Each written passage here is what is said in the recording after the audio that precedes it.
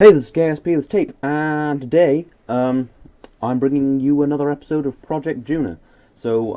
Today, well, the first thing I'm doing right now, as you can see, is launching another little ship to take one of the men out of the spaceship, because the main ship, if you haven't seen the first one, can only bring 7 people home because it's got a little return craft. And I accidentally put an extra one up there in the Ike lander. So I'm sending this ship up, to go and get it. Just doing another quick docking. This shouldn't take too long, and it has up to 4 times time accelerate, as usual with long missions. And oh, that was pause, but no, I just clipped most of that out. It's fine. What was I saying before the pause? Oh yeah, and the burn is actually at 6 times time accelerate to compensate for the low time speed on the game because of frame rates.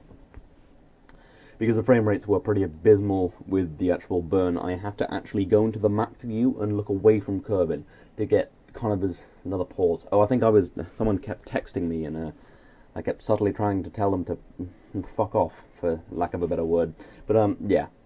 So no, there's plenty of better words. I don't know what I'm talking about, but anyway, I'm just moving in and doing this kind of inefficiently and not as fast as I'd like, because I kind of lost my edge, because in the last video, if you saw it, I kind of kept doing these fast as hell and just working out pretty well. But anyway, this is all coming together, and you can see the pink markers have lined up, and they're pretty close. These ones, I don't think past me has noticed yet, but then I'm like, oh yeah, those are pretty close. Just take a drink, because I'm going to be speaking for a while. Ooh, GTA, for those of you who don't know, GTA 5 Online is finally working properly. I've just played like 2 hours of it. Oh yeah, I should have done a better job editing those pauses out. Sorry, but yeah, it's fine. I think. Tell me if it's not. But yeah, I've just been playing quite a bit of that. But anyway, back to the game. You can see this doesn't actually have a docking port. Hopefully you can see it is at night. Sorry. If you launch in the day, usually it'll dark at night, so I kind of had to balance it. And for God's sake, I'm not very good at editing pauses out. But anyway, I think that was the last one, maybe. God knows. But yeah, I'm just going to get close to the ship and fly the other guy over with RCS, so I don't have to bother with a long, boring docking, because I did a whole bunch of dockings, and there's no more docking ports left, because they're full up with things like rovers, and yeah. So the plan for today is, well, the plan for today is to get to Duna, circularize, and just kind of sit around there a bit. I will be, in the next episode, I'll be taking stuff down to the surface. This one's just kind of, I didn't want to make it too long, because the last video was like almost 40 minutes, I think, and I think that was a little long, so I wanted to shorten this, and just kind of, I'm doing this step by step, because I've rushed things in the past, and, oh crap, the frame rate is back. I'm not sure if that was my frame rate, or, I'm not sure, my editor's not being great. That'll cause syncing problems, but I'll probably sort it out. It should be fine. Just problems with my editor, not sure if the problems with the video. But anyway, just coming in 4 times time accelerate, breaking down. It hasn't been too long, just trying to get this bit out of the way. And this will be at 16 times time accelerate for you, because it's 4 times on the screen and 4 times on the editor. And 4 times 4 is 16, for those of you who don't know. Coming down pretty fast at the side of the continent. That's burning down pretty fast.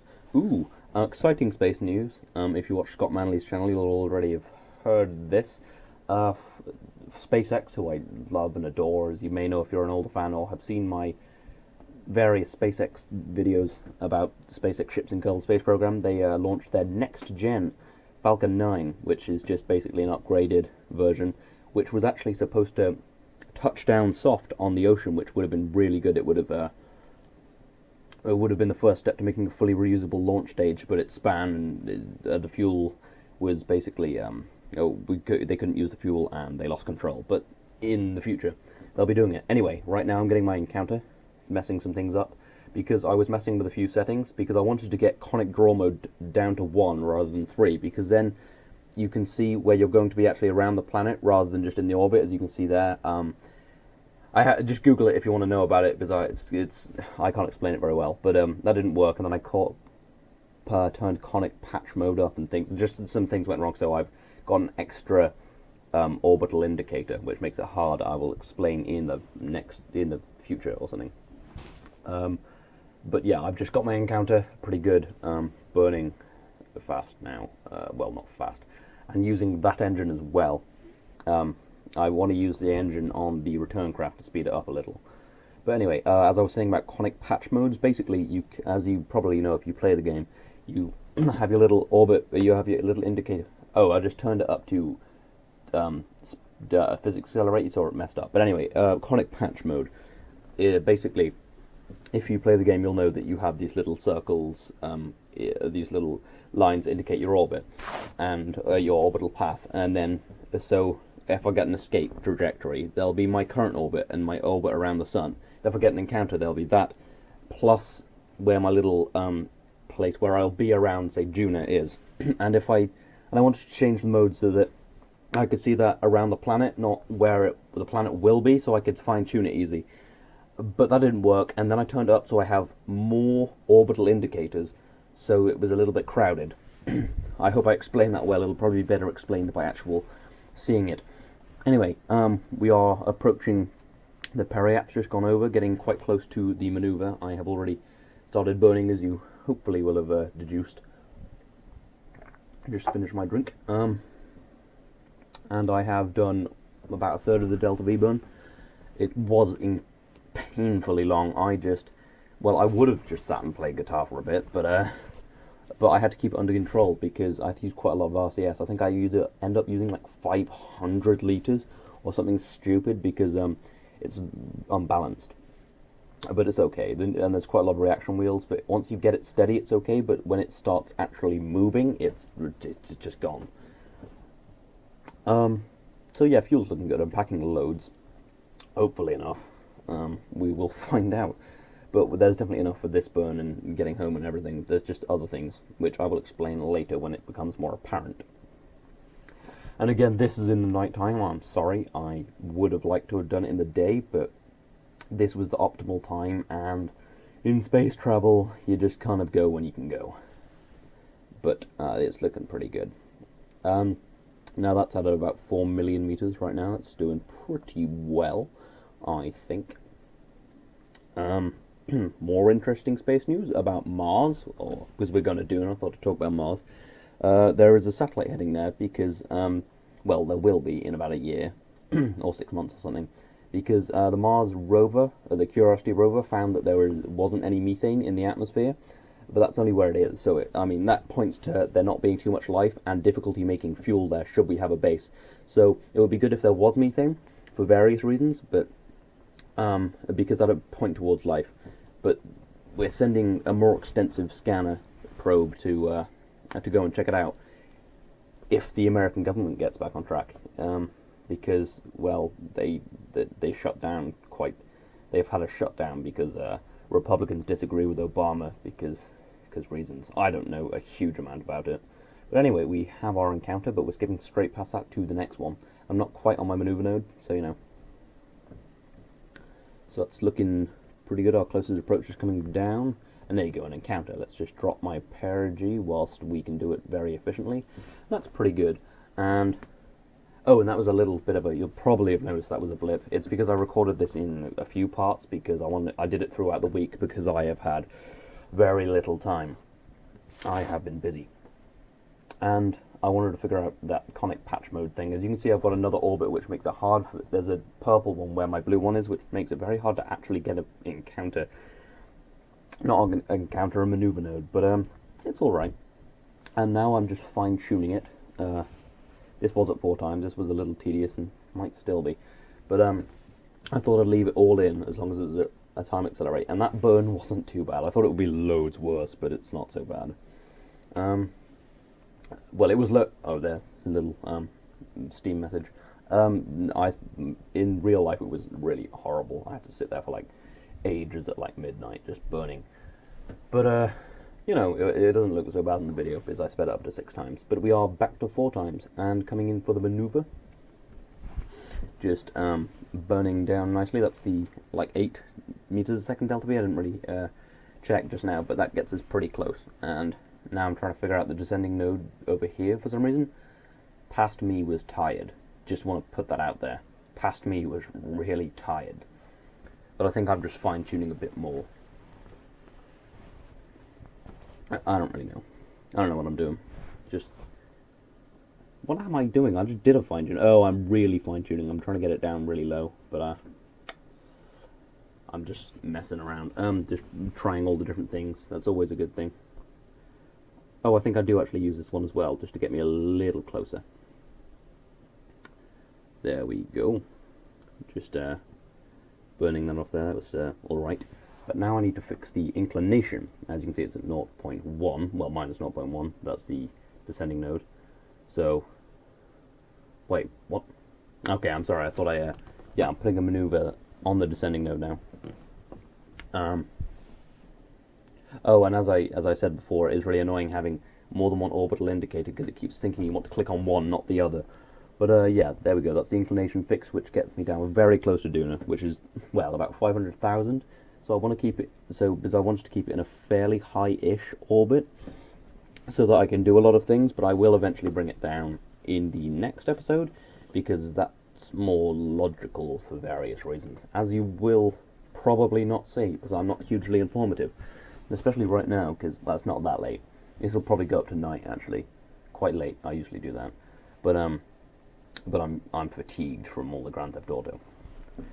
And I'm coming up to the maneuver to the descending node, but then realize that's actually the maneuver one. So warp round and go way too far. But it doesn't matter because relativistically it's very, very small amounts.